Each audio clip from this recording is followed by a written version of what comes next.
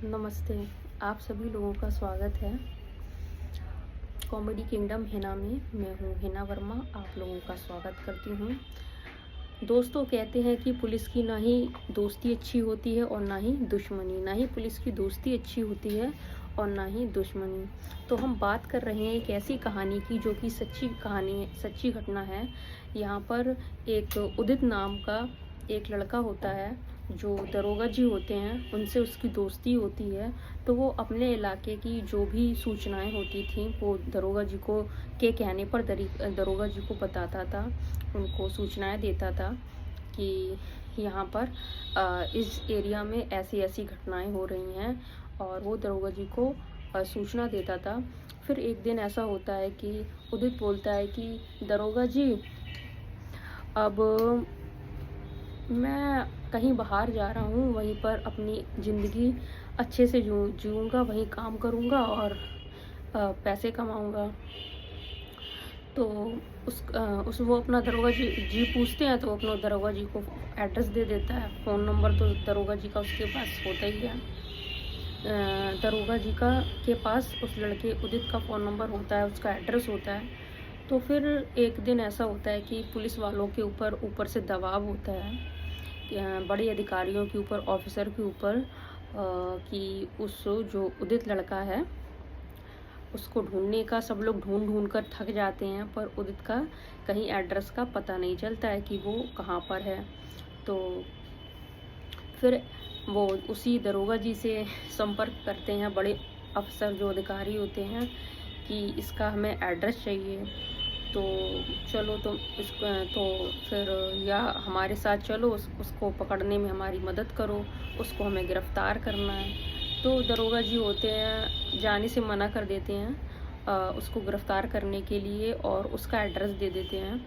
तो जो उदित होता है, तो फिर एड्रेस दे देते हैं। तो फिर कहानी की शुरुआत यहाँ से होती है कि और आगे की कहानी की शुरुआत यहाँ से होती है कि जो भोपाल है, भोपाल में रहने वाले एक उदित होता है जो कि पढ़ा लिखा होता है, उसने बीटेक किया हुआ होता है। तो बीटेक की चौथी साल उसकी चल रही होती है, बीटेक की आखिरी साल उसकी चल रही होती है। उसके पास 8 लाख का पैकेज आता है कि उसे एक कंपनी से एक ऑफ़र आता है और उसकी नौकरी लग जाती है। तो उदित का जो है बीटेक की नौकरी करने की इच्छा नहीं होती है, तो वो अपने पेरेंट्स से कहता है, पर उसके पेरेंट्स उसे समझाते हैं, उसके माता पिता, कि उदित अभी कम सैलरी है, नौकरी भले ही कम अच्छी है, छोटी है, कर लो, और फिर जब अच्छी नौकरी मिल जाए तो इस नौकरी को छोड़ देना। फिर उदित अपने मम्मी पापा की बात मान लेता है और इस नौकरी को करने के लिए हाँ बोल देता है और यह नौकरी ज्वाइन कर लेता है। इस नौकरी को करने के लिए हाँ देता है। फिर उदित 11 बजे अपने दोस्तों को फ़ोन करके बुलाता है कि चलो फ्रेंड्स पार्टी करते हैं। तो 11 बजे उसके 2 फ्रेंड्स कार से आते हैं और 2 फ्रेंड्स स्कूटर से आते हैं, और उदित भी कार पे बैठा हुआ होता है। तो फिर ये लोग साइड में कार रोकते हैं और कार का जो होता है वॉल्यूम थोड़ा तेज़ होता है, गाने बजा रहे होते हैं, और साइड में तीनों चारों पांचों दोस्त अपना डांस कर रहे होते हैं। फिर वहीं से पुलिस की गाड़ी आती है। तो पुलिस की गाड़ी देखकर जो उनके दोस्त होते हैं, 2 स्कूटर पे बैठ जाते हैं और 2 गाड़ी के अंदर चले जाते हैं, 4 व्हीलर के अंदर। जो उदित होता है वो उदित गाड़ी के बाहर ही रहता है कि हमने कोई गुनाह तो नहीं किया है और ना ही हमने कुछ गलत किया है। तो पुलिस वाले उसको गाली देते हैं। वो पुलिस वालों से कहता है कि हमारे जीजा डीएसपी हैं और हमारे रिश्तेदार भी पुलिस वाले हैं, आप हमसे इतनी बुरी तरह से बात ना कीजिए, हम कोई अपराधी नहीं हैं। तो पुलिस वाला एक उनका पैंट पकड़ लेता है ताकि उदित भाग ना सके, दूसरा उसके रॉड मारता है, कथित तौर पर उसे डंडा भी मारता है।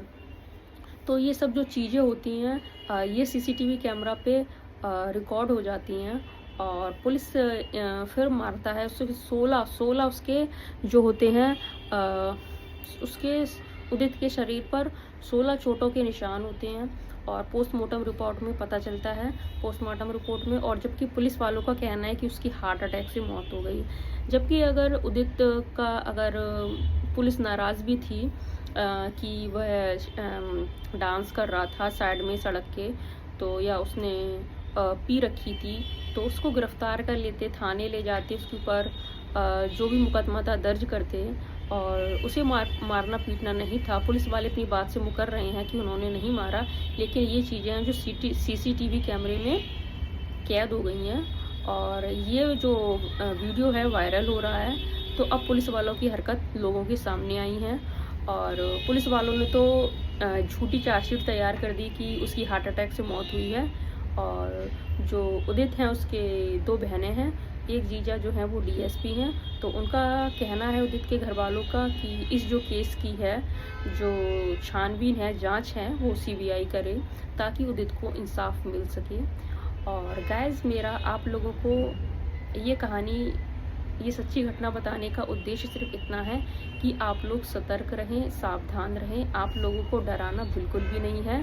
तो मिलते हैं अगली सच्ची घटना के साथ। जब तक आप लोग हमारे चैनल को सब्सक्राइब कर लीजिए, चैट को लाइक कर दीजिए और हमारे सभी वीडियोस को देखिए, शेयर और लाइक कीजिए। नमस्ते।